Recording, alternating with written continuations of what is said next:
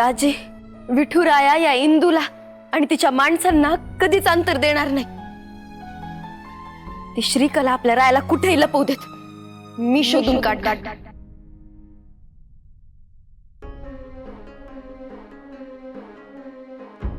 मामी,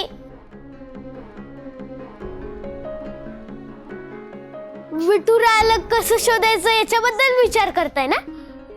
राया राया राया अरे राया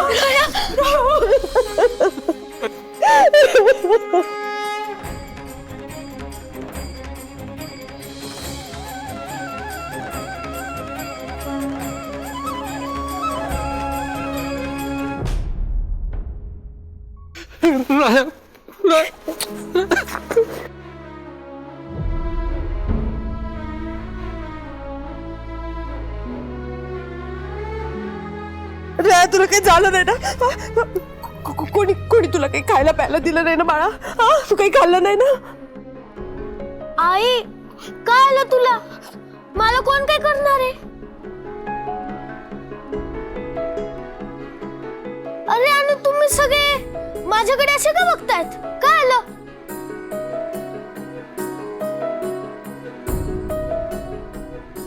श्रीकला मामीने नाव घेऊ नको तिचं, आणि मामी तर तिला बिलकुल बोलू नकोस। काय आलं? तुम्ही सगळे असं माझ्याकडे का बघतायत? कुठे होतास तू? आणि असं न सांगता कसं काय गेला? सगळ्या गावात शोधला आम्ही तुला। सॉरी। काय सॉरी? सॉरी सॉरी तुला किती वेळा सांगितलंय, ज्यांच्या सोबत ओळख नाही अशा लोकांबरोबर जायचं नाही। मोठ्या बाई, अहो शांत व्हा। राया सुखरूप परत आलाय ना, विठुराया पावलाय।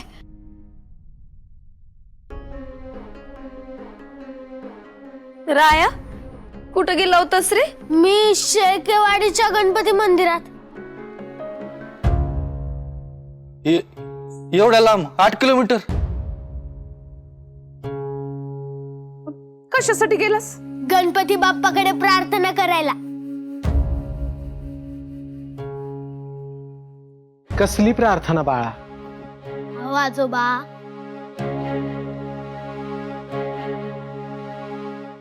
मी गणपती बाप्पाला सांगितलं की तू विठुरायाला लवकरात लवकर परत आण, कारण आमचे आजोबा बोलत पण नाही, हसत पण नाही आणि काही करत पण नाही, फक्त गाभाऱ्यात एकटे बसलेले असतात आणि मला गोष्ट पण नाही सांगत।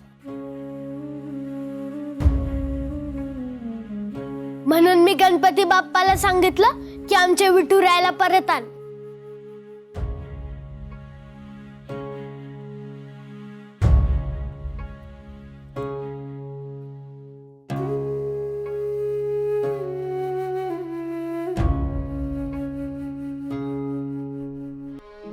राया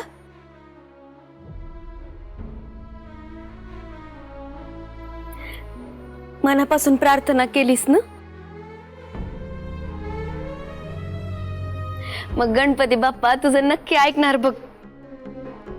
नारायणी, राहायला जेवायला दे ग, भूक लागली असेल ना? हो आजी, खूप भूक लागली। मग श्रीखंड खाणार का? हो। अध्यक्ष जा पटकन, सगळ्यांसाठी श्रीखंड घेऊन ये, तोंड गोड करूया आज।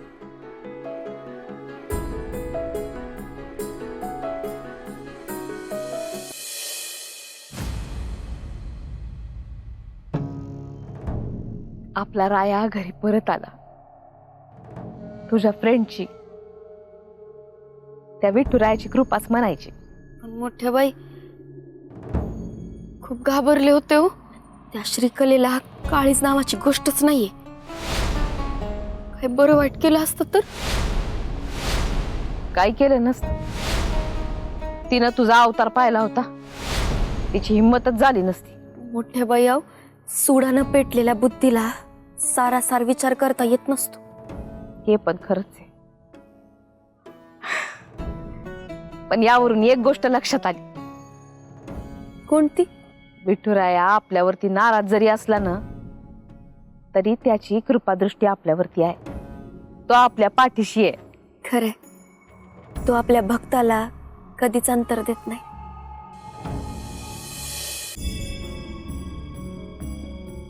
काय पोचला का राया?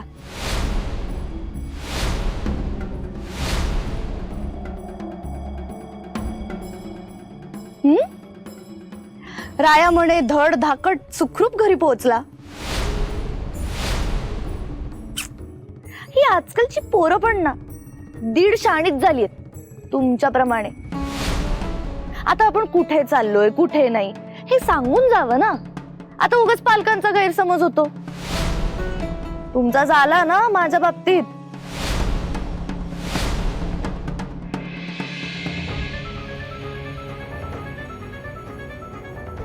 तुझं काय इथं? कशाला आलीस? आता माझं काम जरी असलं तरी तुम्ही तेवढे कामाचे उरले आहात का मोठ्या बाई?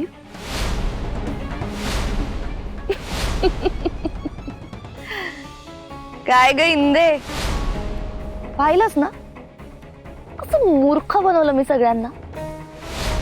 राया गायब होण्यात तर माझा काही हातही नव्हता, तरी काय सॉलिड टेन्शन दिलंय तुम्हाला.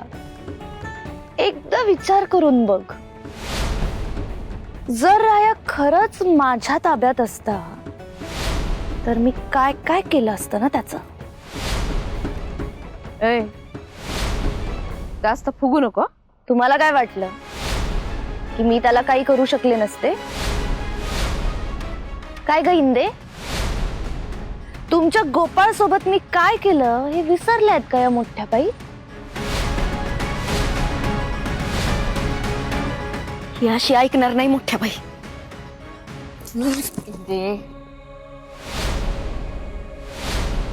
गप्पा बस. मुद्दाम बोलतेस, मुद्दाम तुला चित्तवते. काय मोठ्या बाई, अहो या इंदूचं तोंडही पाहायला आवडायचं नाही तुम्हाला आणि आता तिच्या बरोबरच आहात. वय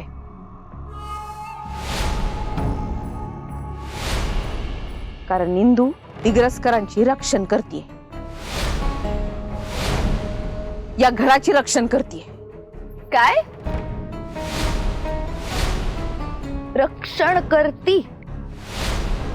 तुम्हाला काय वाटतं मोठ्या बाई, दिग्रसकरांच्या घरातल्या माणसांना ही तुमची इंद्रायणी माझ्यापासून वाचवू शकेल? हो, का नाही येणार? शकुंतला काकी, नारायणी, व्यंकू महाराज, ओसाड गावचे विंजे सरकार आणि आत्ताच सुखरूप आलेला राया, कोणालाही कधी काही होऊ शकतं. त्यामुळे माझ्यापासून सांभाळून राहायचं. हा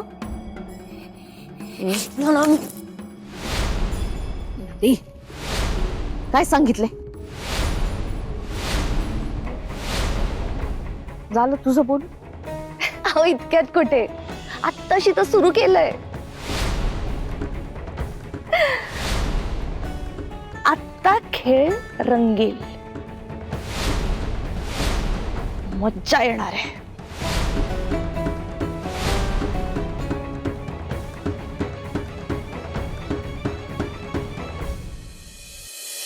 आद्या श्रीकला ना लईच पोहोचलेली निघाली बघ. तशी इंदूनं मला सगळी खबर दिली होती, तेव्हाच आम्ही तिला ना धडा शिकवणार होतो, पण पुरावा नव्हता ना रे आमच्याकडे. आणि तुम्ही पण इंदूला. सॉरी, खरंच सॉरी. मी तुमच्यावर विश्वास ठेवायला पाहिजे होते यार, पण माझ्या काय झालं होतं काय माहित, माझी मती गुंग झाली होती. सॉरी. अरे सॉरी बिरी नंतर, आता मला सांग की तुमच्या घराचे कागदपत्र आपल्याला कुठे मिळतील? त्यासाठी तालुक्याला जावं लागेल. मी तहसीलदार साहेबांशी बोलून घेऊ का एकदा? हे बघ, तू टेन्शन घेऊ नकोस, आपण आपले कॉन्टॅक्ट वापरू ना. जे काही करायची गरज असेल ते सगळं करू. त्या घराचा व्यवहार कधी झाला होता, कसा झाला होता, आणि हा झाला होता की नाही हे सगळं खणून काढू ना. त्या श्रीकलाने आम्हाला आमच्याच घराबाहेर काढलं. गोविंद महाराजांची पोथी अशी घराबाहेर फेकली माहिती तिने? नाही, त्या पोपटरावला आणि श्रीकलाला ना मी घराबाहेर काढूनच राहणार आहे.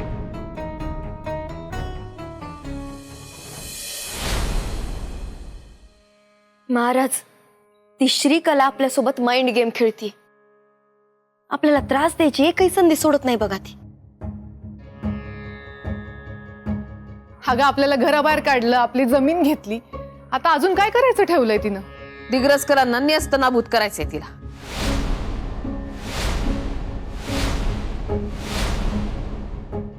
अगं आई, पण हे शक्य तरी आहे का तिला? अगं पण ती पूर्ण प्रयत्न करणारच ना. ती कायम असंच दाखवत राहणार की तिला वाटेल तेव्हा ती आपल्याला त्रास देऊ शकते. मग अशा वेळी आपण काय करायचं? एकत्र राहायचं.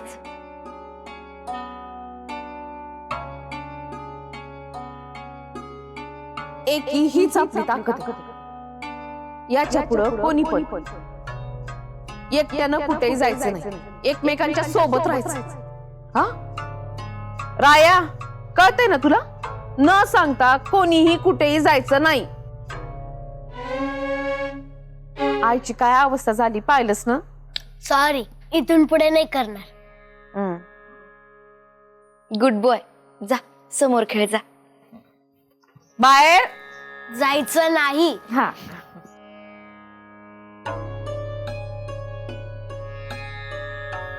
पण मग काही महत्वाचं काम असेल तर? हा तर मग जावं लागल.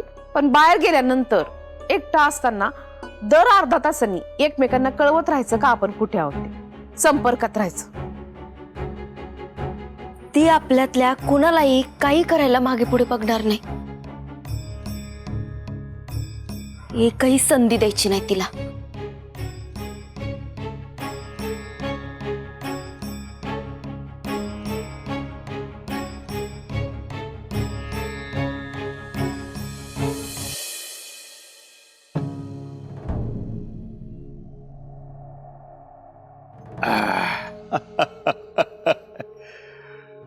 श्रीकला, दिग्रसकरांना त्रास द्यायचा एक चान्स सुद्धा तू सोडत नाही बरं का?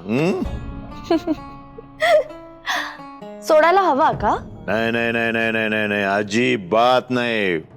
त्या दिवशी त्या सगळ्या दिग्रसकरांना आपण मंदिरातून बाहेर काढत होतो तेव्हा ऐन वेळेला अख्खे गावकरी आले आणि आपला प्लॅन फिसकटला.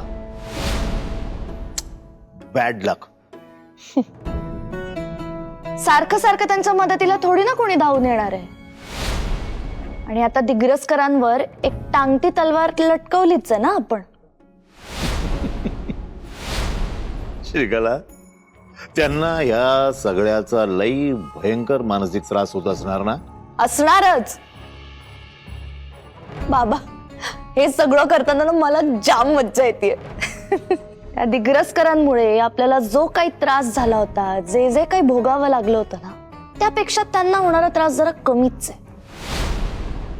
श्रीकला, दिग्रसकर आहेत ते, सहजासहजी मोडणार नाहीत ते.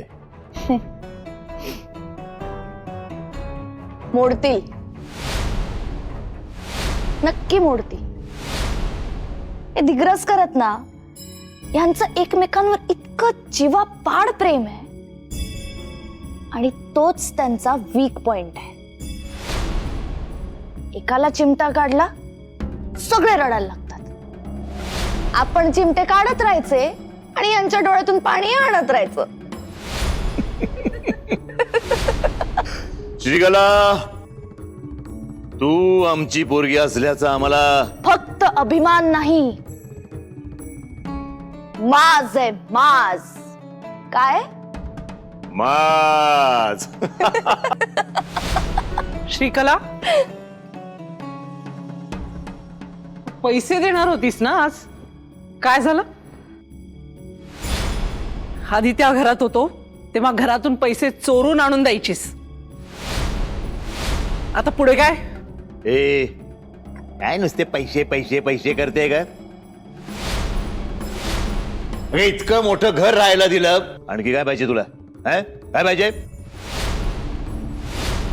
बाबा शांत व्हा. हं? रत्नाताई, हे बघ, आपण ना आता सेफ नाही होत. तुला पैसे पाहिजे ना? हो. आता इतके दिवस थांबलीस ना तू, थोडे अजून दिवस थांब ना.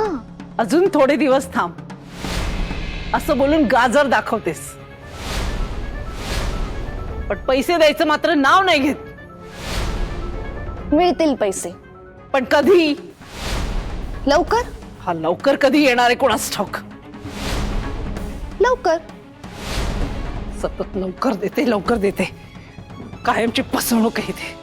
फुकटचं काम करत बसा. श्रीकला पाहिलं मार्क्स पाहिलं तिचा, कशी बोलत होती. पाहिलं ना बाबा, या रत्नाचा सुद्धा आपल्याला बंदोबस्त करावा लागणार आहे. तो पण कायमचा.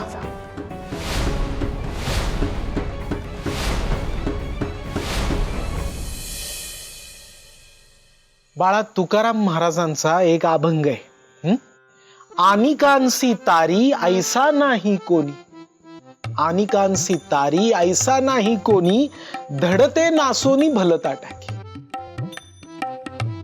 सोने शुद्ध होते अवीटते घरी, नासिले सोनारी अलंकारी.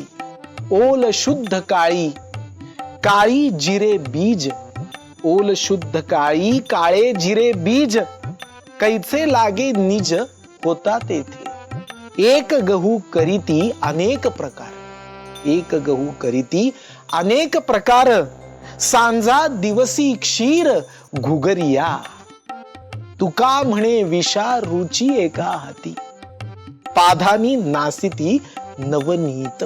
जगामध्ये अशी कोणतीच व्यक्ती नाही जी अनेकांना तारते.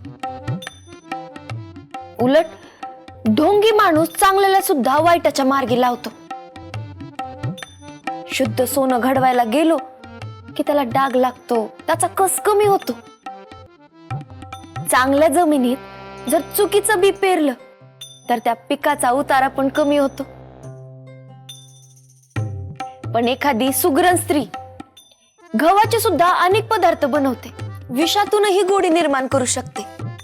पण मूर्ख स्त्री लोण्यासारख्या उत्तम गोष्टीचाही नाश करते. हा, हे बरोबर. आता यातली मूर्ख स्त्री म्हणजे कोण हे तुमच्या लक्षात आलंच असेल. श्रीकला.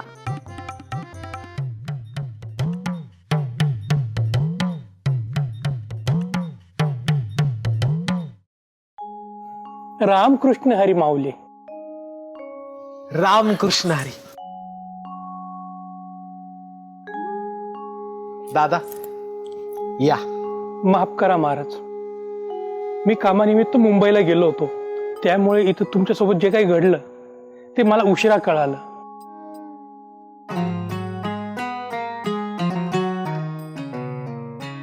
मी काय म्हणतो, नदीजवळ माझं घर रिकाम आहे, तुम्ही सर्वजण तिथेच राहा. दादा, तुमचं मन खरंच खूप मोठं आहे, पण मला क्षमा करा, मी तिकडे नाही येऊ शकणार. का महाराज? कसं आहे, माझा विठुराया त्याच्या घरात नसताना मी कुठेतरी सुखात घरात राहायचं हे माझ्या मनाला पटत नाही दादा.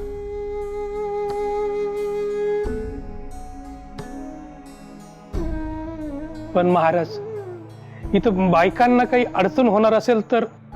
दादा, अहो, जिथे आमचं कुटुंब तेच आमचं घर, आम्ही एकत्र सुखी आहोत.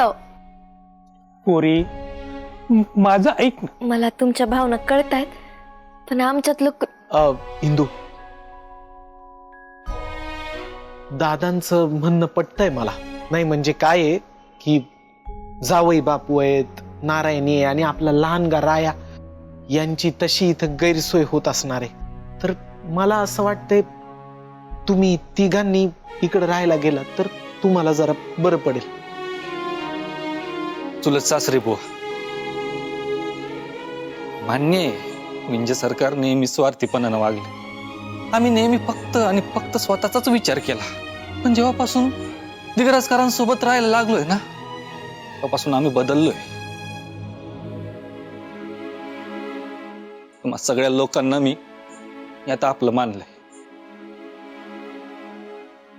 आणि तुम्ही सगळेच आता माझी प्रॉपर्टी आहात. त्यामुळे मी तुम्हाला सोडून कुठेही जाणार नाही. सन्माननीय जावई बापू, आज तुम्ही आमची निवड योग्य ठरवली. अभिमान वाटतोय तुमचा. सगळ्या विठूच्या वाडीला तुमच्या कुटुंबाविषयी आत्मीयता वाटते, ती याच गोष्टीसाठी. ठीक आहे महाराज, काही गरज लागली तर मी आहे हे विसरू नका. येतो मी. रामकृष्ण हरी. रामकृष्ण.